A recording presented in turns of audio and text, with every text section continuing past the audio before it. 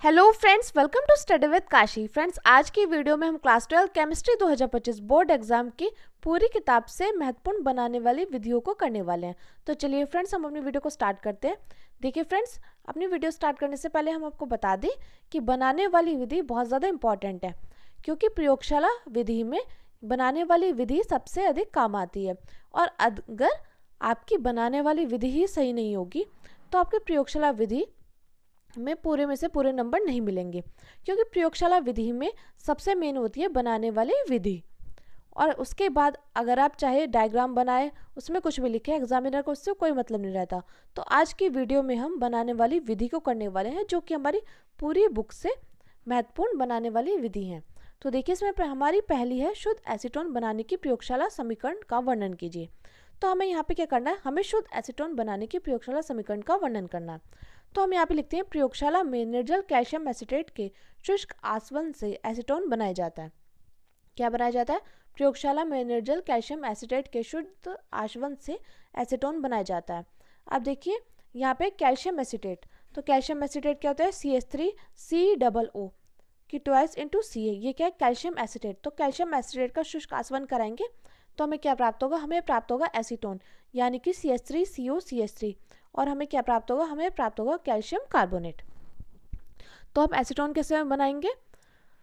Acetone हम बनाएंगे प्रयोगशाला में निर्जल कैल्शियम एसीटेट के शुष्क आसवन से एसीटोन बनाएंगे। तो यहाँ पे हमारा कैल्शियम एसीटेट है CH3COO ट्वाइस इंटू Ca। इसका हम शुष्क आसवन कराएंगे तो हमें प्राप्त होगा एसीटोन और हमें कैल्शियम कार्बोनेट बनकर तैयार हो जाएगा। अब देखिए फ्रेंड्स, हमारी अगली है प्रयोगशाला में फॉर्मेल्डिहाइड बनाने की विधियाँ। तो देखिए, प्रयोगशाला में फॉर्मेल्डिहाइड बनाने की विधि बहुत ज़्यादा इंपॉर्टेंट है। तो देखिए, प्रयोगशाला में फॉर्मेल्डिहाइड बनाने की विधि कैसे बनाएंगे हम? तो मैथिल अल्कोहल के उत्प्रेरित ऑक्सीकरण द्वारा प्रयोगशाला में फॉर्मेल्डिहाइड बनाया जाता है। तो प्रयोगशाला में फॉर्मेल्डिहाइड कैसे बनाया जाता है? मैथिल अल्कोहल के उत्प्रेरित ऑक्सीकरण द्वारा प्रयोगशाला में फॉर्मेल्डिहाइड बनाया जाता है। और फॉर्मेल्डिहाइड का सूत्र क्या होता है? HCHO। और देखिए, एल्डिहाइड ग्रुप के समूह क्या होते हैं जिनके पीछे CHO? आपको अगर पहचानने के लिए आए तो आप बता देना कि जिनके पीछे CHO वो क्या होता है? फॉर्मेल्डिहाइड, वो होता है एल्डिहाइड ग्रुप के समूह। तो देखिए, इसमें हम प्रयोगशाला में फॉर्मेल्डिहाइड कैसे बनाएंगे? हमने यहाँ पे लिया मेथिल अल्कोहल CH3OH, उसका हमने ऑक्सीकरण कराया। हमने PT 250 से 300 डिग्री सेंटीग्रेड और कॉपर चूर्ण के साथ गर्म किया। तो हमें क्या प्राप्त हुआ? हमें प्राप्त हुआ फॉर्मेल्डिहाइड और हमें जल बनकर तैयार हुआ। अब देखिए, आप सोच रहे हो कि मैम आपने यहाँ पे 2 से गुणा क्यों करी है? 2 से गुणा हमने इसलिए की है क्योंकि अपने समीकरण को संतुलित करने के लिए। तो फॉर्मेल्डिहाइड हम कैसे बनाएंगे? जब हम मैथिल अल्कोहल के उत्प्रेरित ऑक्सीकरण द्वारा प्रयोगशाला में फॉर्मेल्डिहाइड बनाया जाता है, हमने यहाँ पे मैथिल अल्कोहल का ऑक्सीकरण कराया प्लेटिनम और 250 से 300 डिग्री सेंटीग्रेड कॉपर चूर्ण के साथ। तो हमारा क्या बनकर तैयार हो गया? हमारा बनकर तैयार हो गया फॉर्मेल्डिहाइड और हमारा जल बनकर तैयार हो गया। अब देखिए, अगली हमारी प्रयोगशाला में शुद्ध एसिटाल्डिहाइड बनाने की समीकरण। तो देखिए, प्रयोगशाला में शुद्ध एसिटाल्डिहाइड हम कैसे बनाएंगे? तो एथिल अल्कोहल का K2Cr2O7 तथा तनु H2SO4 द्वारा ऑक्सीकरण कराकर प्रयोगशाला में एसिटाल्डिहाइड बनाएंगे। हम क्या बनाएंगे? एथिल अल्कोहल का K2Cr2O7 तथा तनु H2SO4 द्वारा ऑक्सीकरण कराकर प्रयोगशाला में एसिटाल्डिहाइड बनाएंगे। तो देखिए, एथिल अल्कोहल क्या है? CH3CH2OH। देखिए, एथिल अल्कोहल को हम ऐसे भी लिख सकते हैं CH3CH2OH, या हम ऐसे भी लिख सकते हैं C2H5OH। दोनों ही तरह से ये एथिल अल्कोहल ही है। का हम ऑक्सीकरण कराएंगे किसकी उपस्थिति में? K2Cr2O7 तनु H2SO4 की उपस्थिति में। तो हमारा क्या बनकर तैयार हो जाएगा? हमारा बनकर तैयार हो जाएगा एसिटाल्डिहाइड, यानी कि CH3CHO। और हमारा क्या बनकर तैयार हो जाएगा? हमारा बनकर तैयार हो जाएगा जल। अब देखिए, अगला हमारे प्रयोगशाला में बेंजोइक अम्ल बनाने की विधि का रासायनिक समीकरण का वर्णन कीजिए। तो देखिए, प्रयोगशाला में बेंजोइक अम्ल कैसे बनाएंगे हम? तो देखिए, प्रयोगशाला में बेंजोइक अम्ल बनाने की विधि का रासायनिक समीकरण देना है हमें। तो हम यहाँ पे करेंगे, बेंजिल क्लोराइड का क्षारीय माध्यम में पोटेशियम परमैंगनेट और द्वारा पोटेशियम बेंजोइड में ऑक्सीकरण करके मिश्रण को HCl द्वारा अम्लीय करने पर बेंजोइक अम्ल प्राप्त होता है। और देखिए फ्रेंड्स, एक बात और, ज़रूरी नहीं कि आपसे ऐसे पूछे कि प्रयोगशाला में बेंजोइक अम्ल बनाने की विधि बताइए। आपसे डायरेक्टली क्या होता है जब में पूछ सकते हैं कि क्या होता है जब एथिल अल्कोहल का ऑक्सीकरण कराया जाता है। तो आपको पता होना चाहिए कि एथिल अल्कोहल का ऑक्सीकरण कराएंगे तो एसिटाल्डिहाइड बनकर तैयार हो जाएगा। या आपसे डायरेक्टली ऐसे पूछ सकता है कि एसिटाल्डिहाइड कैसे प्राप्त होता है, बताइए। तो देखिए, दोनों तीनों तरीके से ही आपको पता होना चाहिए कि आपके किस प्रकार तैयार होते हैं और किसकी किससे अभिक्रिया करके क्या बनता है और क्या कैसे प्राप्त होता है। क्योंकि हमारे केमिस्ट्री के एग्जाम में रिएक्शंस बहुत ज़्यादा इंपॉर्टेंट है। तो देखिए प्रयोगशाला में बेंजोइक अम्ल हम कैसे बनाएंगे। बेंजील क्लोराइड का क्षारीय माध्यम में पोटेशियम परमैंगनेट द्वारा पोटेशियम बेंजोइड में ऑक्सीकरण करके मिश्रण को HCl द्वारा अम्लीय करने पर बेंजोइक अम्ल बनता है। अब देखिए बेंजील क्लोराइड का क्या करेंगे, हम KOH के साथ क्रिया कराएंगे तो हमारा क्या बनकर आ जाएगा, हमारा बनकर आ जाएगा बेंजील अल्कोहल यानी कि C6H5CH2OH। ये क्या है, ये है बेंजील अल्कोहल।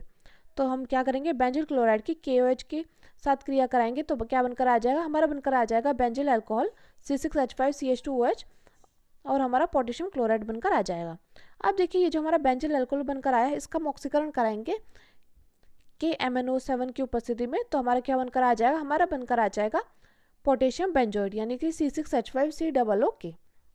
अब देखिए C6H5COOK की हम हाइड्रोक्लोरिक अम्ल के साथ क्रिया कराएंगे तो हमारा क्या बनकर आ जाएगा, हमारा बनकर आ जाएगा बेंजोइक अम्ल यानी कि C6H5COOH और हमारा पोटेशियम क्लोराइड बनकर आ जाएगा।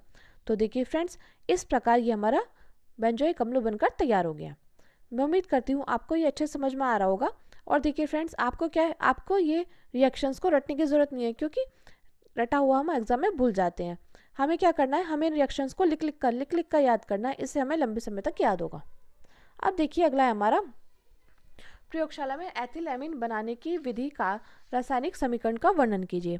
तो हमें यहाँ पे क्या करना है, हमें यहाँ पे प्रयोगशाला में एथिलएमीन बनाने की विधि का रासायनिक समीकरण का वर्णन करना है। तो हम यहाँ पे करते हैं प्रोपिओनेमाइड पर ब्रोमीन तथा कास्टिक पोटाश विलयन की क्रिया कराने से एथिलएमीन बनती है। यह क्रिया हाफमैन ब्रोमाइड अभिक्रिया कहलाती है। तो देखिए एथिलएमीन कैसे प्राप्त होगी, प्रोपिओनेमाइड पर ब्रोमीन तथा कास्टिक पोटाश विलयन की क्रिया कराने से एथिलएमीन बनती है। यह क्रिया हाफमैन ब्रोमाइड अभिक्रिया कहलाती है। तो देखिए यहाँ से आपके दो क्वेश्चन तैयार हो रहे हैं, एक तो हाफमैन ब्रोमाइड अभिक्रिया, और देखिए हाफमैन ब्रोमाइड अभिक्रिया बहुत ज़्यादा इंपॉर्टेंट है, ये हमसे बहुत बार पूछी गई है और इस बार आने के इसके पूरे चांसेस है, तो आप ज़रूर करके जाइएगा। अब देखिए यहाँ से हमारी हाफमैन ब्रोमाइड अभिक्रिया बनकर तैयार हो रही है और हमारी एथिलएमीन बनकर भी तैयार हो रहा है।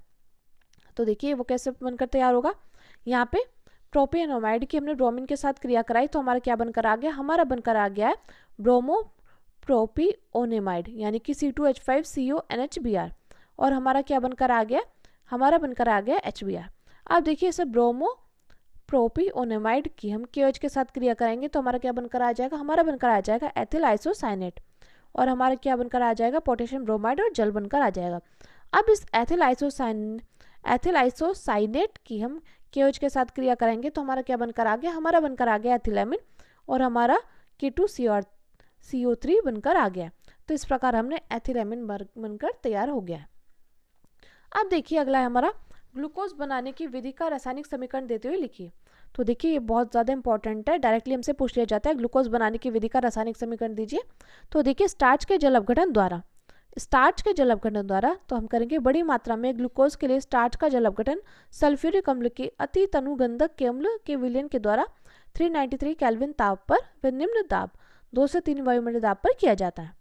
तो देखिए बड़ी मात्रा में ग्लूकोज के लिए स्टार्च का जल अपघटन सल्फ्यूरिक अम्ल के अति तनुगंधक के अम्ल के विलयन के द्वारा 393 केल्विन ताप पर व निम्न दाब 2 से 3 वायुमंडलीय दाब पर किया जाता है।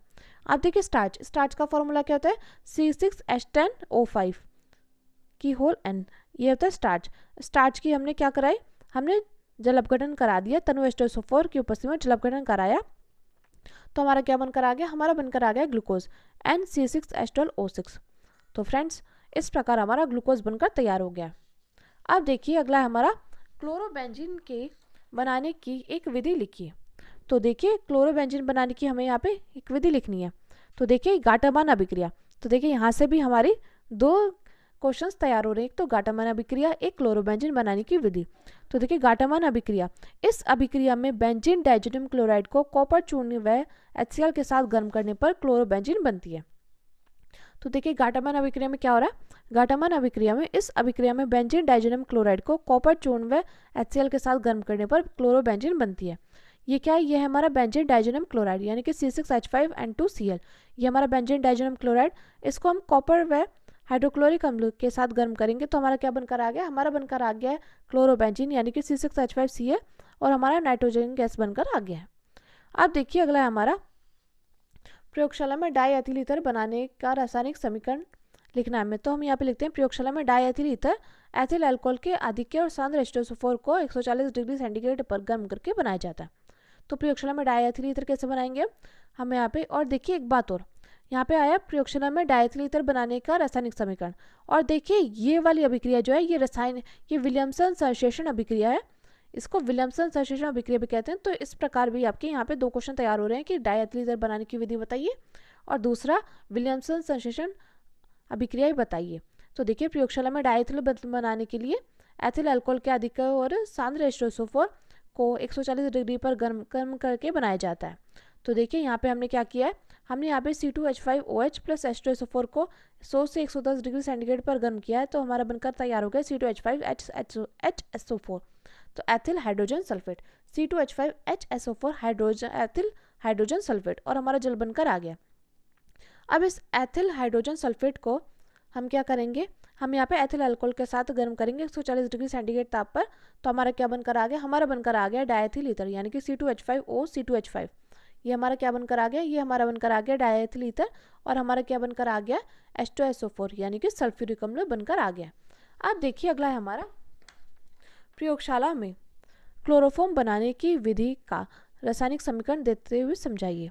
तो देखिए फ्रेंड्स ये मोस्ट इंपॉर्टेंट है, बार बार हमारे बोर्ड एग्जाम में रिपीट हुई है। तो क्लोरोफॉर्म बनाने की विधि, तो देखिए क्लोरोफॉर्म कैसे बनाएंगे हम, एथिल अल्कोहल को नम विरंजक चूर्ण के साथ मिलाकर आसवन करने पर क्लोरोफॉर्म प्राप्त होता है।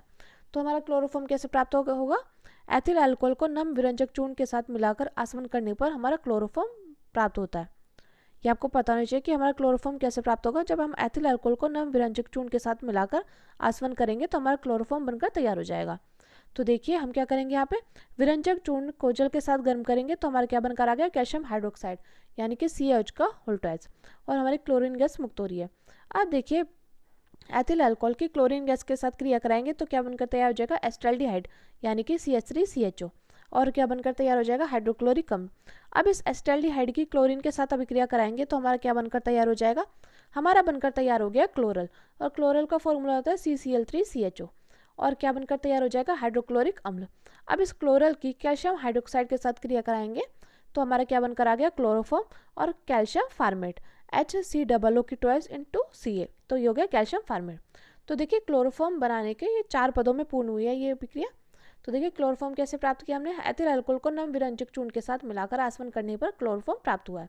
इसमें विरंजक चूर्ण की जल के साथ क्रिया कराई तो कैल्शियम हाइड्रोक्साइड बनकर तैयार हुआ, उसके बाद क्लोरीन गैस मुक्त होती है। अब इस क्लोरीन गैस की एथिल अल्कोहल के साथ क्रिया कराए तो हमारा क्या बनकर आ गया, एस्टाल्डिहाइड बनकर आ गया और हाइड्रोक्लोरिक अम्ल बनकर आ गया।